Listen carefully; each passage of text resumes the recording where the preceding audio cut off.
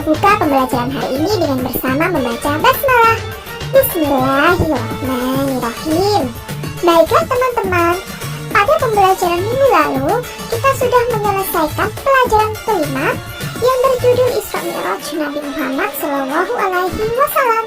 Sehingga pada pembelajaran hari ini kita akan melanjutkan ke pelajaran ke-6 dengan judul Hijrah Nabi Muhammad SAW ke Yasrib. Baiklah, mari kita mulai pembelajaran hari ini ya. Mungkin teman-teman bertanya, di mana Yasrib itu ya? Ya, Yasrib adalah nama kota Madinah sebelum kedatangan Nabi Muhammad SAW. Seperti teman-teman sudah ketahui bahwa sebagian besar wilayah Jazirah Arab merupakan padang pasir yang tandus. Sementara itu, wilayah Yasrib merupakan daerah subur di Jazirah Arab yang dijadikan sebagai pusat pertanian. Karena daerahnya yang subur, sehingga mata pencaharian sebagian besar dari masyarakat Yasrib adalah beternak, bertani, dan juga berdagang. Sedangkan secara geografis, letak Yasrib sangat strategis karena berada di dalam jalur perdagangan. Letak geografis Yasrib menghubungkan antara kota Yaman dan juga kota Syria. Cuaca kota Yasrib pun berbeda dengan Mekah. Jika Mekah cuacanya panas, sedangkan Yasrib cenderung lebih sejuk dan memungkinkan banyaknya bertumbuhan perkebunan kurma. Letak Yasrib pun cukup strategis untuk menjadi basis pertahanan dari serangan musuh. Karena perbatasan Yasrib pun ditumbuhi pepohonan kurma dan aneka tumbuhan lain, sehingga sangat menyulitkan untuk dimasuki pasukan yang banyak. Kota Yasrib memiliki lahan subur, sehingga banyak penduduknya yang berasal dari wilayah utara maupun selatan. Pada umumnya, mereka pindah ke Yasrib karena persoalan politik, ekonomi, dan persoalan-persoalan kehidupan lainnya. Penduduk Yasrib terdiri atas dua suku bangsa, yaitu Arab dan Yahudi, yang terpecah lagi ke dalam banyak suku dan kabilah. Mereka berdiam di kota Yasrib kebanyakan berasal dari wilayah utara Yasrib. Mereka berusaha menghindar dari kejaran bangsa Romawi.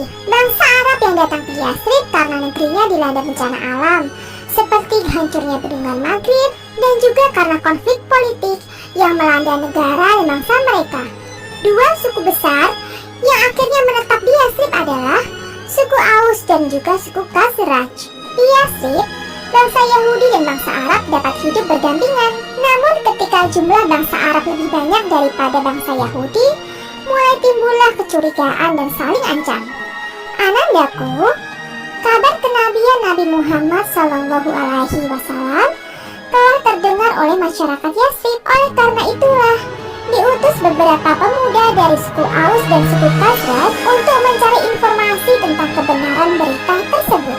Jika berita itu benar, banyak harapan yang ditujukan kepada Nabi Muhammad SAW agar dapat menjadi pemimpin bagi mereka. Penduduk Yasrib mengharapkan ada perubahan tingkat kehidupan yang lebih baik daripada sebelumnya. Teman-teman, sebagai seorang nabi dan rasul, Rasulullah Muhammad selalu berusaha untuk mencari tempat untuk dilakukan dakwah dan juga beribadah. Pada tahun 621 Masehi, Rasulullah menawarkan kepada 12 orang pemuda dari suku Aus dan suku Khazraj untuk berdakwah kepada mereka.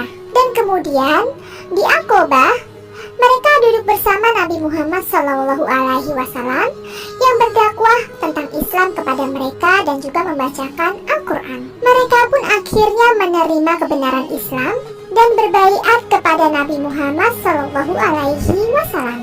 Baiat inilah yang kemudian dikenal dengan istilah Baiat Aqabah yang pertama.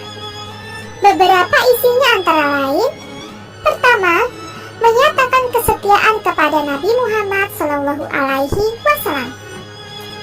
Kedua, menyatakan rela mengorbankan harta dan jiwa demi Islam. Ketiga, menyatakan kesediaan untuk menyebarkan agama Islam. Keempat, menyatakan tidak akan menyekutukan Allah Subhanahu wa Ta'ala. 5. Menyatakan tidak akan membunuh. Dan keenam, menyatakan tidak akan melakukan perbuatan curang dan dusta.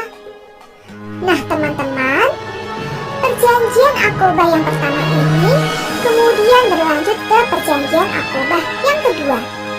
Perjanjian Aqobah yang kedua berlangsung di tahun 622 Masehi. Perjanjian Aqobah yang kedua ini dilakukan oleh Nabi Muhammad SAW dengan 73 orang pria dan 2 orang wanita dari Yathrib. Perjanjian ini berlangsung ketika tengah malam. Hasil dari perjanjian ini adalah Baiat Aqobah yang kedua. Berikut adalah beberapa isinya. Pertama, mendengar dan taat baik dalam perkara yang mereka sukai maupun yang mereka benci. Kedua, untuk berinfak baik dalam keadaan sempit maupun lapang. 3. Untuk beramar ma'ruf nahi mungkar. 4. Agar mereka tidak berpengaruh terhadap celaan orang-orang yang mencela jalan Allah Subhanahu wa Ta'ala. Kelima, melindungi Nabi Muhammad SAW sebagaimana mereka melindungi wanita-wanita dan anak-anak mereka sendiri.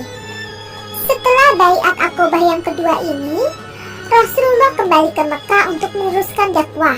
Sementara itu, mereka yang tadi berbaiat kepada Rasulullah kembali ke Yathrib dan kemudian mendakwahkan Islam kepada penduduk Yathrib yang lain. Nah anak-anak, dakwah Nabi Muhammad SAW yang didengar oleh penduduk Yathrib semakin menarik perhatian masyarakat Yathrib. Sementara itu, Rasulullah Muhammad SAW yang berdakwah di Mekah semakin mendapatkan gangguan dari kaum kafir Quraisy. Hingga kemudian Nabi Muhammad mendapatkan petunjuk dari Allah Subhanahu wa Ta'ala untuk berusaha meninggalkan kota Mekah dan berhijrah ke Yathrib. Nah, untuk itu sampai di sini dulu pertemuan atau materi kita pada hari ini. Materi ini akan kita lanjutkan pekan depan ya. Baiklah, mari kita tutup pembelajaran kita hari ini dengan bersama membaca hamdalah Alhamdulillahirabbil alamin. Sampai berjumpa minggu depan dan terus semangat belajar ya. Wassalamualaikum warahmatullahi wabarakatuh.